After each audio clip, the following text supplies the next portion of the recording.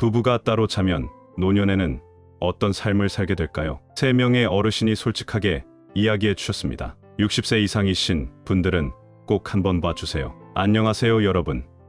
지혜의 꽃밭 채널에 오신 것을 환영합니다. 중년에 접어들면 부부가 각방을 쓰는 경우가 많아집니다. 많은 사람들이 이를 자연스러운 현상이라고 생각합니다. 오랜 세월을 함께한 부부라면 굳이 같은 방에서 자지 않아도 된다고 여기기도 하고, 부부라 해도 각자의 공간과 사생활이 필요하다는 인식도 있습니다. 물론 각방을 쓰는 것이 주는 장점도 부정할 수 없습니다. 하지만 그로 인해 발생하는 문제는 우리가 쉽게 통제할 수 없는 경우가 많습니다. 많은 사람들이 부부 관계가 소원해지는 원인을 지나치게 가까운 거리에서 찾고, 각방을 쓰면 오히려 관계가 좋아질 것이라 믿습니다. 하지만 정작 중요한 것은 물리적인 거리가 아니라 마음의 거리입니다. 마음이 멀어지면 같은 공간에 있든 떨어져 있든 관계가 나아질 수 없습니다. 각방을 쓰면 일시적으로 부부 간의 갈등을 줄이고 충돌을 피하는데 도움이 될 수도 있습니다.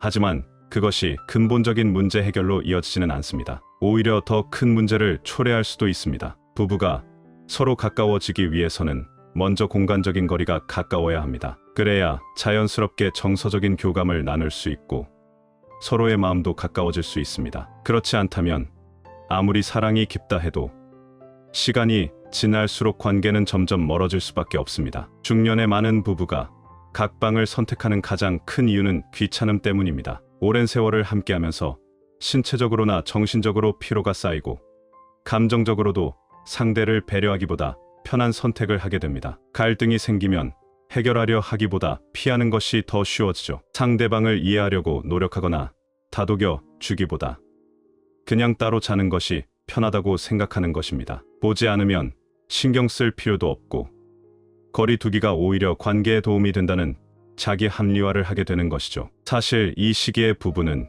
이미 마음의 거리가 생겨나 있습니다. 이런 상황에서 각방을 쓰면 서로에 대한 애정이 깊어지기는커녕 오히려 더욱 멀어지게 됩니다. 부부 사이의 벽이 점점 더 두꺼워지고 결국에는 회복하기 어려운 관계가 되어 버릴 수도 있습니다. 중년에 접어들면 부부 관계는 더욱 큰 시험대에 오르게 됩니다. 이 시기에는 서로의 손을 더욱 꽉 잡고 관계를 유지하고 소통하는 방법을 배워야 합니다. 그렇게 해야만 부부로서 함께하는 시간을 지켜내고 결국에는 행복을 얻을 수 있습니다. 행복을 얻는 데는 지름길이 없습니다. 귀찮음을 피하려 하고 노력 없이 편한 길만 찾는다면 결국 행복을 붙잡을 수 없습니다. 중년이 되어 각방을 쓰는 선택을 하면 그 영향은 단순히 현재의 관계에 그치지 않고 노년의 삶에도 큰 영향을 미칩니다. 그렇다면 중년 이후 각방을 쓴 부부는 노년에 어떤 삶을 살게 될까요? 이 질문에 대한 답을 먼저 경험한 사람들의 이야기를 들어보겠습니다. 이 씨 부인은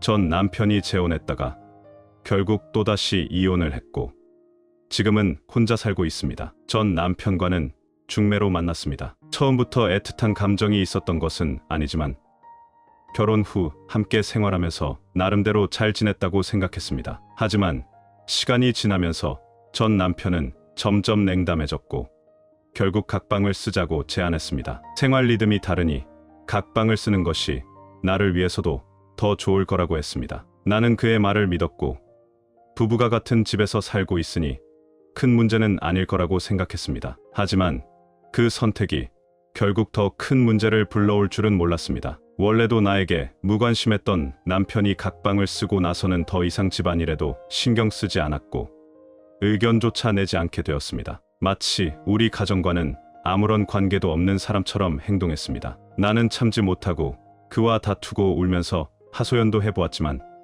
그는 오히려 나를 이해할 수 없다고 했습니다. 그의 태도는 변하지 않았고 결국 나는 체념할 수밖에 없었습니다. 그렇게 몇 년이 흘렀습니다. 그러던 어느 날 그는 동창회에 다녀온 후 휴대폰을 확인하던 내 눈에 익숙한 이름이 띄었습니다. 알고 보니 우리가 각방을 쓰기 시작했을 때부터 그는 첫사랑과 다시 연락을 주고받고 있었습니다. 그녀는 그때 아직 결혼한 상태였지만 남편과 이혼한 후 본격적으로 내 남편에게 이혼을 요구했던 것입니다. 나는 그를 추궁했지만 그는 아무렇지도 않은 듯한 태도로 말했습니다. 어차피 우리 사이는 처음부터 감정적인 유대가 없었잖아. 게다가 우리는 오랫동안 각방을 써왔으니 이제 와서 달라질 것도 없지 않아? 그의 말을 듣자마자 나는 울컥하며 되물었습니다. 애초부터 이 모든 걸 계획하고 있었던 거야? 그는 아무 말도 하지 않았고 나는 더 이상 아무것도 할 수 없었습니다. 그렇게 우리는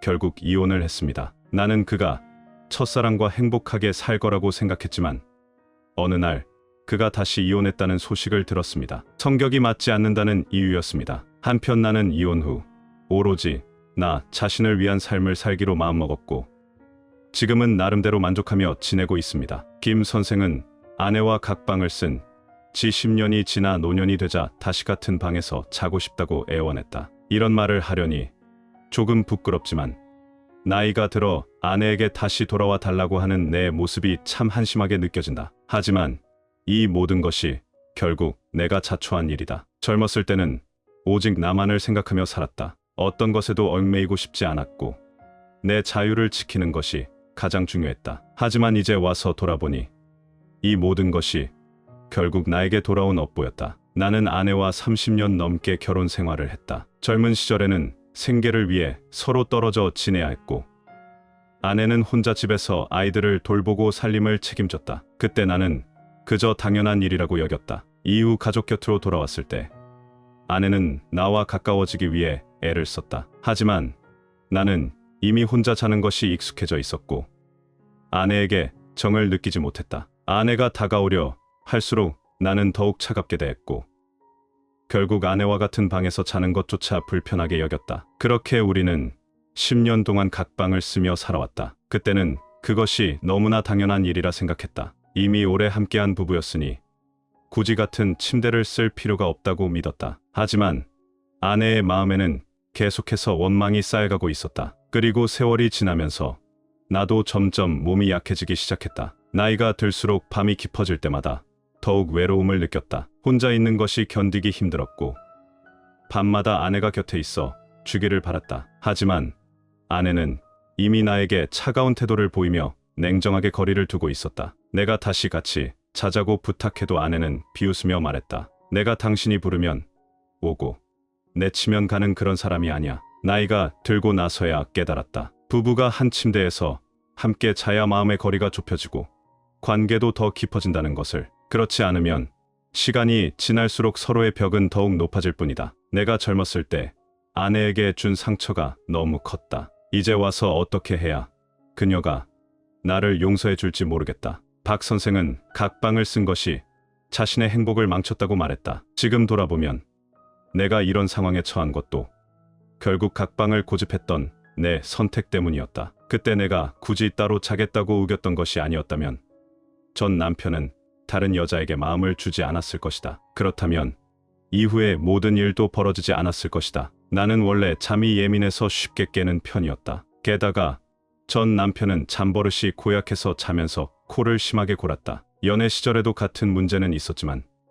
그때는 사랑이 있었기에 다 감내할 수 있었다. 하지만 결혼 생활이 길어지면서 점점 불만이 쌓였고 나는 그를 향한 말투도 점점 날카로워졌다. 그러나 남편은 아무런 변화도 없었고 결국 나는 그와 따로 자겠다고 결정했다. 차라리 서로 안 보고 사는 것이 속 편할 것 같았다. 어차피 오래된 부부였으니 처음에는 따로 자는 것도 괜찮다고 생각했다. 하지만 시간이 지날수록 남편은 점점 혼자 있는 것을 더 편하게 여겼고 나는 점점 불안해졌다. 나는 우리가 그저 감정 싸움을 하고 있는 거라고 생각했다. 그러던 어느 날 밤 화장실에 가려고 일어났다가 남편이 다른 여자와 음성 메시지를 주고받는 것을 보았다. 순간 머릿속이 하얘졌고 바로 그와 다투기 시작했다. 하지만 그는 전혀 죄책감을 느끼지 않는 듯했다. 오히려 당당하게 나를 바라보며 말했다. 이건 다 당신이 만든 결과야. 나는 정상적인 남자야. 당신이 나를 다른 여자에게 밀어낸 거잖아. 나는 말문이 막혔고 울고 싶어도 눈물조차 나오지 않았다. 그를 붙잡고 싶어 나는 다시 같은 방에서 지내자고 했다. 하지만 그의 배신을 끝내 받아들일 수 없었다. 그가 다른 여자를 부르던 그 목소리가 내 머릿속에서 지워지지 않았다. 내 마음에는 커다란 구멍이 생긴 듯했고 그가 나를 안아도 그 순간조차도 다른 여자를 떠올리는 것 같아 견딜 수 없었다. 그는 내가 그를 밀어내고 있다는 것을 눈치채더니 결국 대놓고 그 여자와 함께하기 시작했고 나에게는 관심조차 주지 않았다. 나는 더 이상 참을 수 없었고 결국 이혼을 선택했다. 이혼 후 나는 자유로워질 수 있을 거라 생각했다. 새로운 행복을 찾을 수 있을 거라 믿었다. 하지만 현실은 생각보다 훨씬 냉정했다. 나이가 들다 보니 나를 좋아하는 사람은 내가 마음에 들지 않았고 내가 원하는 사람은 나를 원하지 않았다. 적당한 사람을 찾는 것이 결코 쉽지 않았다. 나는 깊이 후회했다. 반면 전 남편은 이혼 후 그 여자와 함께 지내며 나름대로 만족하는 듯 보였다. 하지만 그 자리는 원래 내 것이어야 했다. 부부가 각방을 쓰는 문제를 이야기할 때마다 누군가는 분리된 공간이 오히려 부부 관계에 도움이 된다고 말한다. 단기적으로 보면 적절한 거리 두기는 감정 조절에 도움이 될 수도 있다. 하지만 그만큼 감수해야 할 위험도 따른다. 그리고 그것을 감당할 수 있는 사람이 많지 않다. 부부가 각방을 쓰게 되면 단순히 물리적인 거리만 생기는 것이 아니다. 서로의 마음도 점점 멀어지게 된다. 그 거리가 오래 유지되면 애틋함이 깊어지는 것이 아니라 오히려 벽이 생겨버린다. 처음부터 영원히 따로 자려고 했던 사람은 거의 없을 것이다. 대부분은 그저 잠시 각방을 쓰려고 했을 뿐이다. 하지만 현실은 그렇지 않다. 한 번 각방을 쓰기 시작하면 다시 같은 침대로 돌아가는 것이 쉽지 않다. 다시 함께한다고 해도 예전 같은 감정을 되찾기는 어렵다. 각방을 쓰는 것은 겉보기에는 부부 간의 문제를 해결하는 방법처럼 보일 수 있다. 하지만 그 속에는 더 큰 위험이 숨어 있다. 각방을 쓰는 것이 별일 아닌 것처럼 여겨질 수도 있지만 결혼 생활에 미치는 영향은 결코 가볍지 않다. 부부 사이에 갈등이 생길 때 일시적으로 거리를 두고 냉정함을 찾는 것은 필요할 수도 있다. 하지만 각방을 선택할 때는 신중해야 한다. 각방을 쓴다고 해서 근본적인 문제가 해결되는 것은 아니다. 오히려 부부 사이의 신뢰를 깨뜨릴 수도 있다. 결코 각방을 이용해 서로의 감정을 시험해서는 안 된다. 그렇다면 중년에 각방을 선택한 부부는 노년에 어떤 삶을 살게 될까? 정답은 현실적이다. 남녀를 불문하고 각방을 핑계 삼아 책임을 회피하려 했던 사람들은 결국 행복한 노년을 보내지 못한다. 많은 사람들이 결혼을 단순히 함께 사는 것이라고 생각한다. 하지만 결혼은 단순한 동거가 아니다. 결혼은 책임이다. 결혼을 결정하는 순간부터 우리는 더 이상 혼자가 아니다. 우리의 말과 행동은 배우자에게 영향을 미치며 그에 대한 책임을 져야 한다. 부부 사이에 갈등이 생기고 감정이 식어가는 것은 자연스러운 일이다. 하지만 우리가 해야 할 일은 회피도 방관도 아니다. 적극적으로 문제를 마주하고 해결해야 한다. 사랑과 책임을 지킬 줄 알아야 비로소 행복을 얻을 수 있다. 결혼 생활에서 편한 길만 찾으려 하면 결국 행복은 멀어질 수밖에 없다. 행복을 선택할 권리는 언제나 우리 스스로에게 있다. 각방을 선택하는 순간 우리는 사실상 편안함을 택한 것이다. 진심으로 노력하고 성실하게 관계를 갖고 나가는 사람만이 진정한 행복을 얻을 수 있다. 중년이 되면 일부 사람들은 배우자 외의 이성과 감정적 교류를 하기도 한다. 이들은 순간적인 감정을 진정한 사랑이라 착각하지만 사실 사랑이란 그렇게 단순한 것이 아니다. 중년이라는 시기는 변화와 혼란이 공존하는 시기이다. 그 속에서 이성과 얽히는 감정은 더욱 복잡해진다. 결혼이라는 울타리를 넘어선 감정은 결코 진정한 사랑이라 할 수 없다. 단지 순간적인 감정에 휩쓸린 감정적 도피일 뿐이다. 이러한 관계는 결국 좋은 결말을 맞이하기 어렵다. 많은 중년 남녀가 불륜에 빠졌다가 결국 자신의 결혼 생활까지 무너뜨리는 경우가 많다. 그리고 그 대가는 결코 가볍지 않다. 보통 중년 이후 배우자가 아닌 이성과의 관계는 세 가지 결말을 맞는다. 첫째, 불같이 타오르지만 결국 오래 지속되지 않는다. 김 선생과 박 선생은 한 대기업에서 함께 일했다. 서로 친밀하게 대화를 나누며 점점 동료 이상의 감정을 갖게 되었다. 둘은 비밀리에 만나기 시작했고 남몰래 데이트를 즐기며 불륜 관계로 발전했다. 이 관계는 새롭고 자극적이었고 두 사람은 그 감정 속에 깊이 빠져들었다. 하지만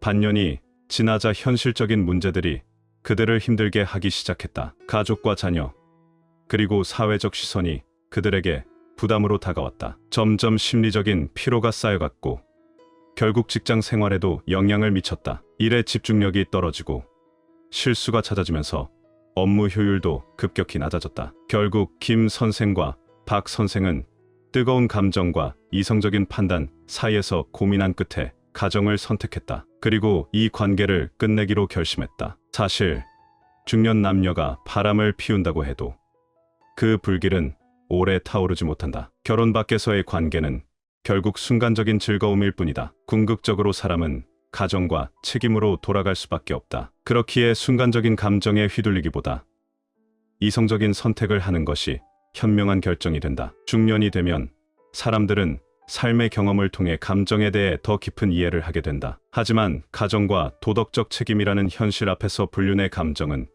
결코 오래 지속될 수 없다. 아무리 강렬한 감정이라 해도 불륜은 결국 끝이 나게 되어 있다. 중년의 부부가 행복한 결혼 생활을 이어가기 위해서는 감정보다 이성을 유지하는 것이 무엇보다 중요하다. 둘째, 진심을 다했지만 결국 상처만 남았다. 이 선생과 최 선생은 오랫동안 같은 회사에서 함께 일하며 친한 친구가 되었다. 하지만 시간이 지나면서 두 사람의 관계는 친구에서 연인으로 발전했다. 이 선생은 진심으로 최 선생을 아꼈다. 그의 일과 생활을 적극적으로 도왔고 누구보다 깊은 애정을 가지고 있었다. 최 선생 역시 이 선생에게 감정을 느끼고 있었고 두 사람은 마치 연인처럼 행복한 시간을 보냈다. 하지만 최 선생의 가족이 이 관계를 알게 되면서 상황이 변했다. 그는 엄청난 압박을 받게 되었고 결국 가정과 불륜 사이에서 선택을 해야만 했다. 그는 감당할 수 없는 현실 앞에서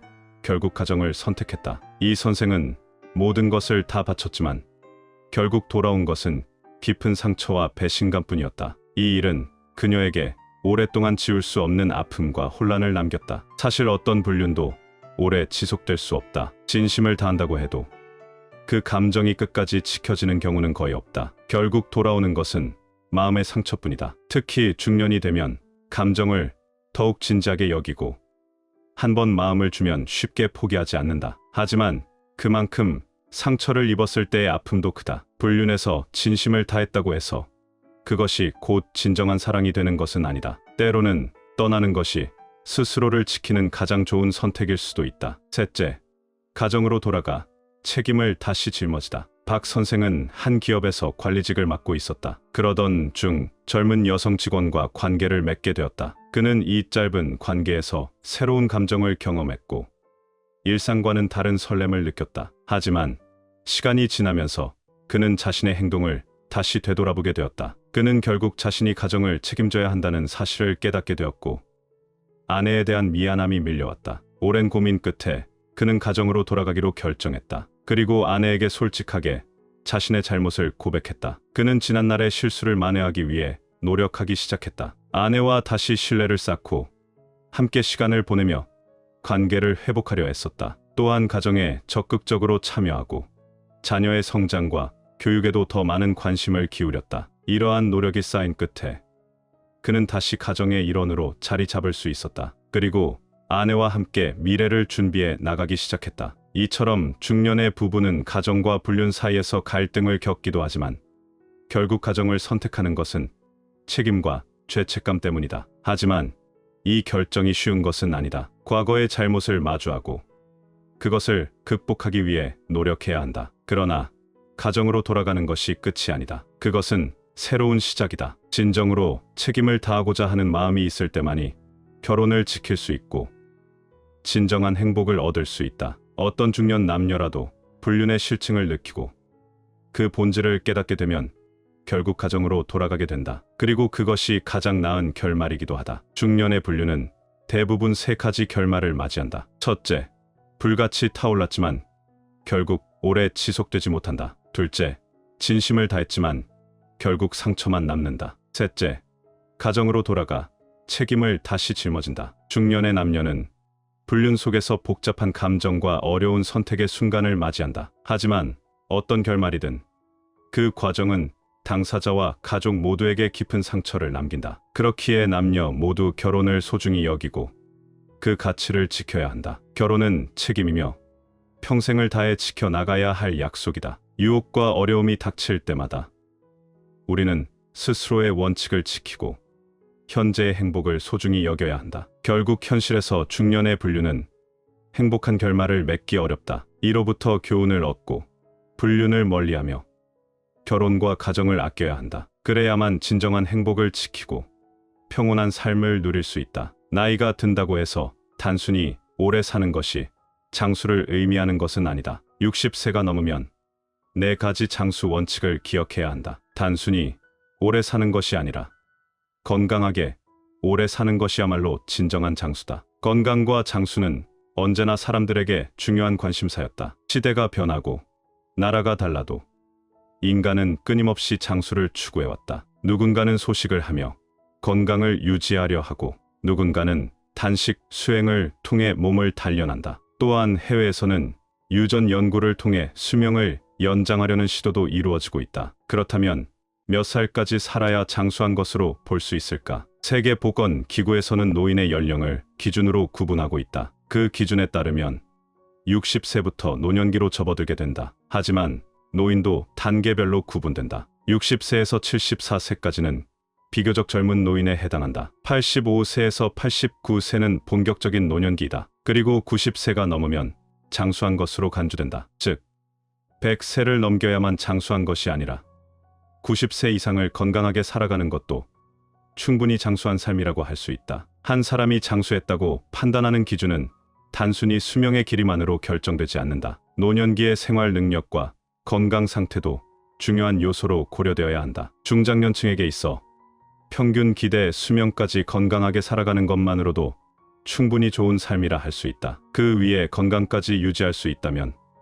더욱 이상적인 장수라고 볼 수 있다. 나이가 든다고 해서 무조건 운동을 많이 하거나 물을 많이 마시는 것이 장수를 보장하는 것은 아니다. 60세가 넘으면 4가지 장수 원칙을 꼭 기억해야 한다. 첫째, 충분한 수면을 취해야 한다. 현대 사회에서는 전자기기의 발달로 인해 많은 사람들이 잠들기 전까지 스마트폰을 손에서 놓지 못한다. 젊은 사람들뿐만 아니라 노인들 역시 자기 전에 스마트폰을 보지 않으면 쉽게 잠들지 못하는 경우가 많다. 하지만 나이가 들수록 체내 멜라토닌 분비량이 감소하며 자연스러운 수면 시간이 줄어들게 된다. 그로 인해 잠이 쉽게 오지 않으면 스마트폰을 더 오래 붙잡고 있게 되는데 이것은 오히려 건강에 해로울 수 있다. 수면을 돕기 위해서는 스마트폰을 침대에서 멀리 두거나 아예 전원을 끄는 것이 좋다. 잠들기 전 음악을 듣거나 책을 읽는 것도 숙면을 돕는 좋은 방법이다. 좋은 수면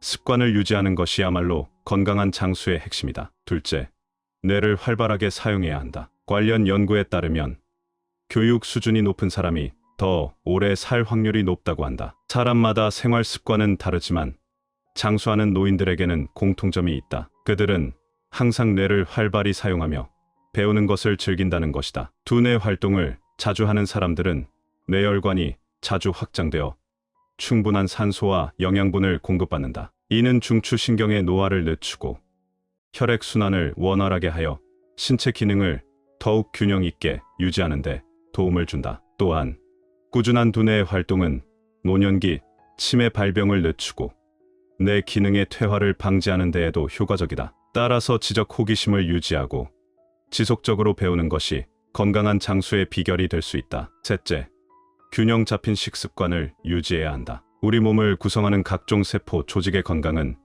충분한 영양 섭취에 의해 좌우된다. 특히 혈액, 수분, 뼈를 포함한 주요 장기들의 건강을 유지하려면 칼슘과 인과 같은 필수 미네랄이 필요하다. 나이가 들수록 신진대사와 소화 기능이 점차 약해진다. 따라서 자신의 건강 상태에 맞춰 적절한 영양소를 섭취하는 것이 중요하다. 특히 식물성 섬유소와 수용성 식이섬유를 충분히 섭취하는 것이 좋다. 다양한 영양소를 균형 있게 섭취하면 신체 기능을 강화하고 노화 속도를 늦추는 데 도움이 된다. 넷째, 긍정적인 마음가짐을 유지해야 한다. 장수하는 노인들에게는 한 가지 공통점이 있다. 그들은 항상 긍정적인 마음가짐을 가지고 있으며 어떠한 상황에서도 당황하거나 조급해하지 않는다. 일상 속에서도 장수하는 사람들은 낙천적인 태도를 유지하며 살아간다. 하지만 이러한 자세를 유지하는 것이 결코 쉬운 일은 아니다. 마음가짐은 건강의 기초라 할 수 있다.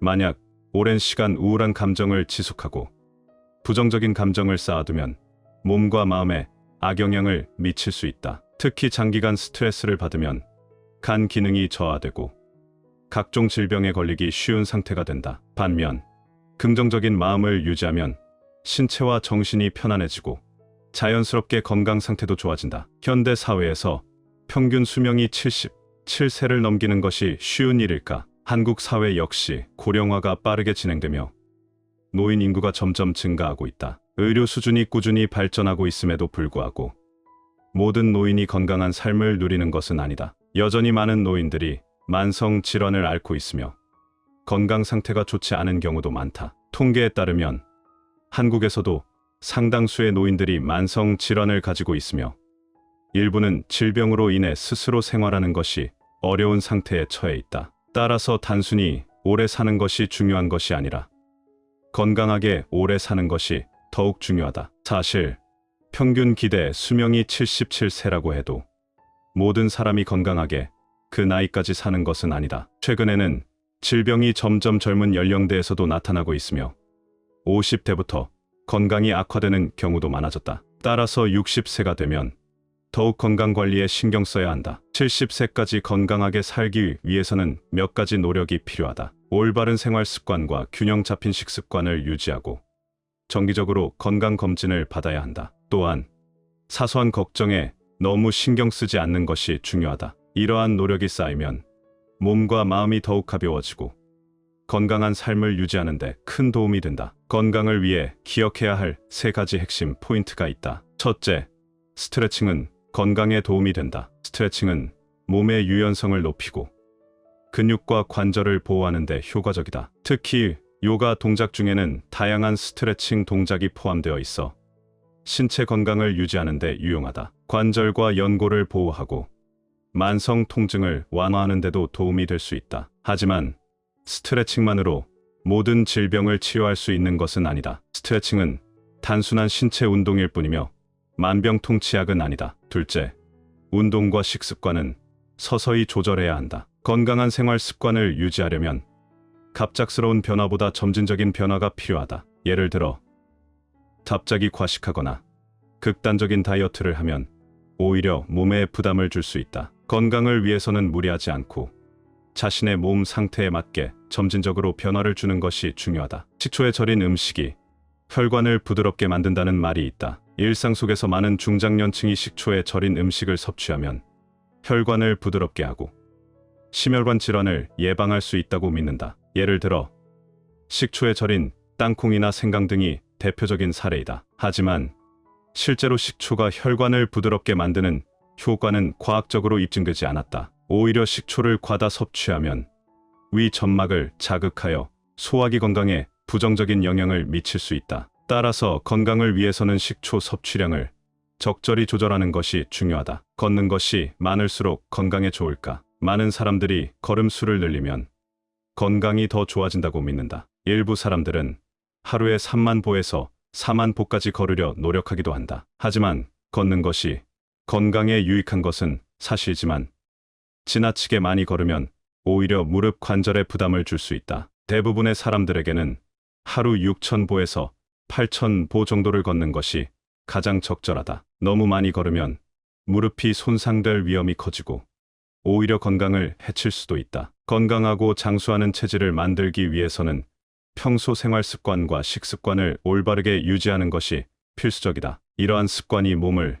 더욱 건강하게 만들고 매일의 삶을 더욱 의미 있게 만들어준다. 오늘 함께한 내용이 여러분께 도움이 되었기를 바란다. 오늘의 이야기를 시청해 주셔서 감사합니다. 이 이야기가 여러분에게 공감과 깨달음을 주었기를 바랍니다. 아직 구독하지 않으신 분들은 구독 버튼을 눌러주세요. 지혜의 정원은 매일 새로운 글을 전해드리며 여러분이 매일 새로운 깨달음을 얻길 바랍니다. 다음 시간에 다시 만나요.